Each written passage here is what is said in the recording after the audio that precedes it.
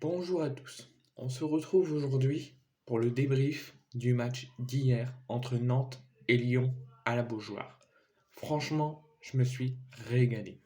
Il s'est passé énormément de choses, une très belle ambiance à la Beaujoire avec des supporters nantais incroyables. On va parler de tout cela. D'abord, je vais vous annoncer, je vous avais déjà annoncé dans une vidéo les compositions d'équipe des deux équipes, avec la description de la rencontre, l'arbitre de la rencontre. Mais là, je vais vous les re-annoncer pour ceux qui ne l'auraient pas vu ma précédente vidéo. Et je vais vous dire mon avis sur les copeaux. Et après, on va parler de la rencontre. Côté lyonnais, donc pas, Alex, oh, Lopez au but. Diomande, Lovren, Loukeba, Koumbedi, Thiago Mendes, Tolisso, Tagliafico, Cherki, Lacazette et Barcola. Après avoir dit mon avis sur la composition lyonnaise, je vais tout de suite vous dire mes tops et mes flops de toute la rencontre. Côté lyonnais, je trouve que la compo de Laurent Blanc est bonne, pas surprenante. Une compo type qui dure depuis quelques temps. Quasiment la même compo qu'ils ont mis lors de la victoire 1-0 à Paris. Avec des joueurs de qualité, j'ai envie de dire, et des joueurs qui ont la rage et qui veulent aller chercher la qualification au Stade de France et surtout qui veulent enchaîner après la victoire contre Paris et surtout sauver leur saison. Lyon, sur ce match, a eu des joueurs, malgré leur match un petit peu moyen. Avant le match, on a vu la composition de Laurent Blanc, c'est des joueurs qui ont la rage et qui veulent aller chercher quelque chose et sauver la saison de Lyon. Côté mes tops et mes flops, Lopez, il a été très bon, très belle parade, il a essayé, je ne sais pas combien de fois, sauver son équipe après plusieurs lacunes défensives, mais Lopez a été bon. Pareil pour Diomande. Pour Lovren, je le mettrai dans mes flops. Je l'ai pas trouvé bon. Je l'ai pas trouvé bon hier. Franchement, il n'a pas été bon. Le but qu'on refusait de Mutusami, c'est Lovren qui offre le ballon à Mutusami. Plusieurs lacunes défensives. Moustapha Mohamed qui est passé je ne sais pas combien de fois au-dessus de lui. Il était complètement à l'ouest. Donc Lovren n'a pas été bon. Diomande, donc je vous ai dit qu'il a été bon. Lopez a été bon. Loukeba, je l'ai trouvé bon. Il a fait son match.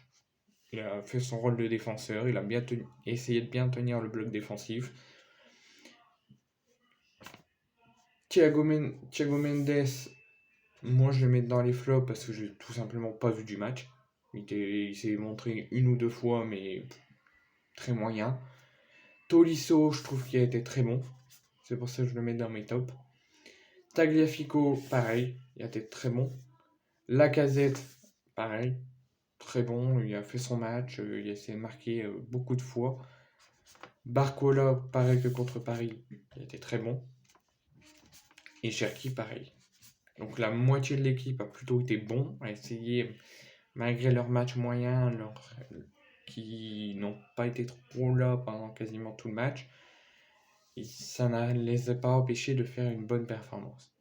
Côté nantais, donc nous avons la surprise, Rémi Descamps au but, Castelletto, Girotto, Palois, 111, Sissoko, Blas, Mutusami, Victor, Kanago et Moustapha Mohamed. Donc côté nantais, on trouve une compo assez bonne, une compo assez type. Malgré quelques surprises, la non-titularisation d'Andy Delors, qui avait fait mal au Racing Club de Lens au tour dernier, et la non-titularisation de Lafont, qui a quand même joué le match suite à la blessure de Rémi Descamps. Donc Descamps, jusqu'à sa sortie sur blessure à la 25e, je trouve qu'il était bon. Pour Lafont, il a fait également son match. Il a fait une très bonne rentrée. Palois, excellent. Franchement, il a fait son match. Il a été très bon. Offensivement comme défensivement, je l'ai trouvé superbe. Pareil pour Ludovic Blas. Je l'ai trouvé très bon aussi. Pareil pour les deux devant, Kanago et Moustapha Mohamed ont été bons aussi. Girotto, je suis un petit peu déçu. Je ne l'ai pas trouvé très bon sur cette rencontre. 111, je l'ai trouvé pas, malgré quelques bons centres, pas très bon. Franchement, il mérite de faire mieux. Victor, par contre, je l'ai trouvé très bon. Pareil pour Moutoussamy. Sissoko, excellent. Franchement, et Castelletto, il peut faire mieux. Passons au match. Sous une magnifique ambiance de la Beaujoire, on remarque un début de match déjà fou, déjà avec le coup d'accélérateur, ultra combatif et qui démarre très très fort. Ça va déjà au bout de 20 secondes d'un but à l'autre. Et on remarque déjà au bout de 20 secondes déjà deux corners pour Nantes qui attaquent et qui ne veut pas attendre et se faire subir. Et du coup, ils attaquent. Donc déjà, allez, 5 minutes déjà globalement dominées par les Nantais, qui vraiment sont déjà à la hauteur du rendez-vous, poussés par leurs supporters. Lyon aux abonnés absents. De la 5e minute à la 10e minute, on remarque des Nantais qui vraiment pendant une 10-15 de minutes sont à la hauteur du rendez-vous, qui placent un fort bloc défensif, qui empêche Lyon, enfin qui met Lyon en difficulté et qui les empêche de passer le bloc défensif, de le contourner et d'attaquer malgré quelques occasions lyonnaises. Donc déjà, on fait face à 10 minutes excellentes côté nantais.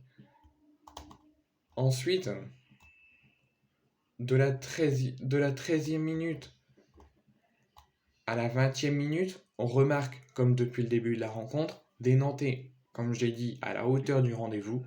En tout cas, ça remarque, j'avais dit les 10 premières minutes, mais ça s'est prolongé un petit peu en 20 minutes. On voit aucune réaction lyonnaise. Les Nantais sont très bons offensivement, beaucoup de contres, beaucoup d'attaques et beaucoup d'occasions.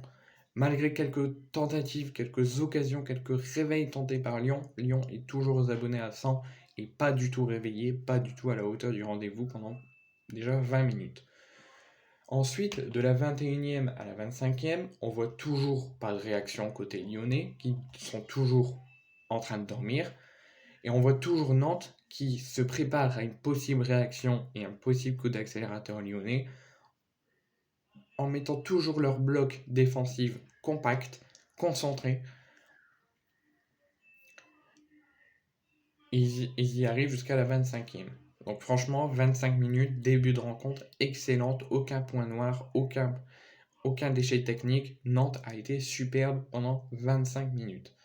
Après une brève interruption, pendant 2-3 minutes, suite à un coup donné sur Canago, le match a repris à la 27e et il a repris très fort. Enfin, il a repris très fort. Non, il a repris moins fort parce que ça, après 27 minutes intenses, haletant, qui part d'un but à l'autre, le match commence un tout petit peu à se hacher. Parce que suite à un pépin physique de Tolisso qui a pris 3-4 minutes à se soigner, il y a eu un arrêt. Et ensuite, il y a eu une consultation de la VAR pour un possible penalty pour Nantes, mais qu'il n'en est rien. Et qui, du coup, cette interruption de 5 minutes calme un petit peu la rencontre, fait hacher un petit peu la rencontre, mais laisse Descamps en profiter pour sortir et se soigner, et à la fin de rentrer. De la 30e minute où le match a repris après cette interruption suite au pépin physique de Tolisso à la sortie de Descamps et au penalty revu par la VAR, dès l'entrée de la 30e minute avec une brigade Loire en feu, avec l'allumage des fumigènes et des engins pyrotechniques, Nantes arrive à ouvrir le score sur une bourde de Lovren qui, je vous ai dit, n'a pas été bon du tout, une bourde de la défense lyonnaise, mais malheureusement, après intervention de la VAR et annulation du but, Nantes ouvre pas le score et j'ai vu le résumé. Nantes aurait dû avoir son but validé parce qu'il n'y avait pas du tout hors jeu.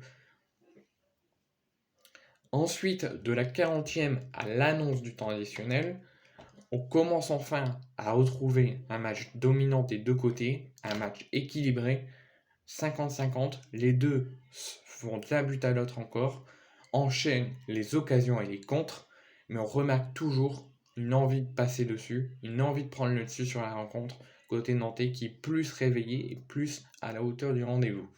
Mais on remarque quand même un tout petit réveil côté lyonnais, malgré une première mi-temps complètement dominée par les nantais.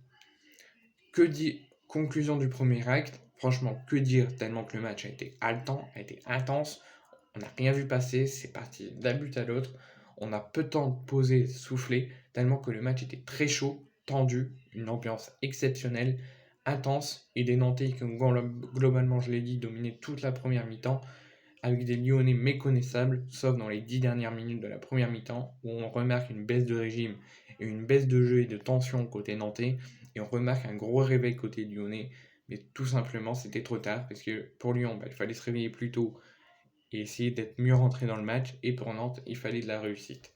Donc 0-0 à la mi-temps, Nantes méritait au moins d'avoir un but à la mi-temps, Lyon va devoir se réveiller en deuxième mi-temps, et Nantes va devoir avoir plus de réussite. Donc deuxième mi-temps, à partir de la 54e minute, à la 60e, ça y est, Nantes, son travail paye. Quand on vous dit qu'il faut travailler, faire des efforts pour être payé, pour que votre travail soit payé, là, on a une preuve supplémentaire avec ce but incroyable à la 58e minute d'un Ludovic Blas en feu qui a été très bon durant toute la rencontre, qui trompe Anthony Lopez sur une reprise de volée. Cette fois-ci, le but n'est pas intervenu par la VAR, n'est pas refusé, et Nantes, à bientôt 30-35 minutes de la fin, a un pied au Stade de France. Donc 56e minute, le but, après il ne se passe plus rien jusqu'à la 60e. Ça se calme un peu. De la 60e à la 66e, on voit la surprise générale, le match revenir en équilibre, et on voit surtout Lyon commencer à faire équilibrer le match et essayer d'être nettement supérieur à Nantes. Il tente plus d'occasions, nettement plus d'occasions que Nantes, et on remarque surtout une baisse de régime côté nantais qui commence à se calmer et à fatiguer. De la 68e à la 75e, franchement, là, on remarque un match équilibré par rapport à la première mi-temps où Lyon n'était pas là, que Lyon dormait, que Nantes dominait par toute la première mi-temps. On voit Lyon commencer à faire équilibrer la rencontre. On voit une nouvelle baisse de régime et de jeu et de tentative côté nantais. Lyon, c'est la même chose, mais est plus en contrôle. Ensuite, à partir de la 77e minute, pour l'instant, tout roule côté nantais. Les Lyonnais doivent réagir. Laurent Blanc ne fait toujours pas de changement, mais Koumboiré, après avoir fait un turnover, fait entrer du champ neuf avec la sortie de l'incroyable Sissoko qui a été très bon et la sortie de Ludovic Blas pour l'entrée de Delors et de Mollet.